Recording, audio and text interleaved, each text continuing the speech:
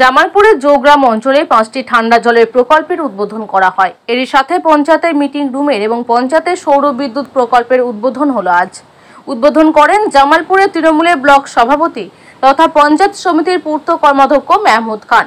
ছিলেন প্রধান মল্লিকা মণ্ডল, উপপ্রধান শাহজাহান মণ্ডল, মৃদুল কান্তি মণ্ডল সহ পঞ্চায়েত সমিতির সদস্যরা ও পঞ্চায়েতের আধিকারিক ও কর্মীরা।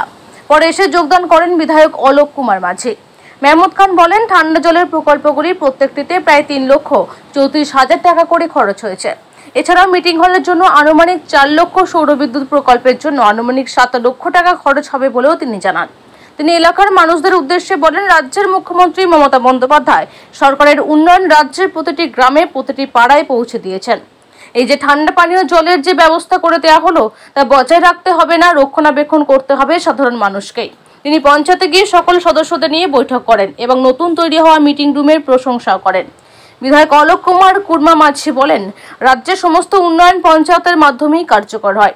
এই গরমের সময় ঠান্ডা পানীয় জনসাধারণ মানুষের তৃষ্ণা মেটাবে। নতুনভাবে মিটিং রুম ও সৌরবিদ্যুৎ প্রকল্পের জন্য পঞ্চায়েতের প্রশংসা করেন। জোগ্রামে আজকে কি প্রোগ্রামে গিয়েছিলেন পঞ্চায়েতে? আজকে জোগ্রাম অঞ্চলে 5টা ঠান্ডা পানীয় জল আজকে উদ্বোধন হয়েছে। আর সোলার সিস্টেম একটা উদ্বোধন হয়েছে পঞ্চায়েতে।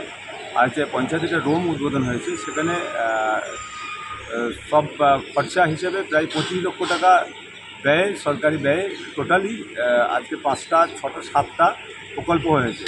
সেখানে উপস্থিত ছিলেন আমাদের প্রধান ছিল মনিকা মণ্ডল, আর ছিলেন আমাদের উপপ্রধান ছিল শাহজাহান সাহেব, ছিলেন আমাদের পঞ্চায়েত সমিতির মেম্বার মিঠু, এবং আরও সকলেই ওখানে পঞ্চায়েতের মেম্বার থেকে, সরকারি আধিকারিক থেকে, আমাদের বিধায়ক থেকে সকলেই ছিলেন।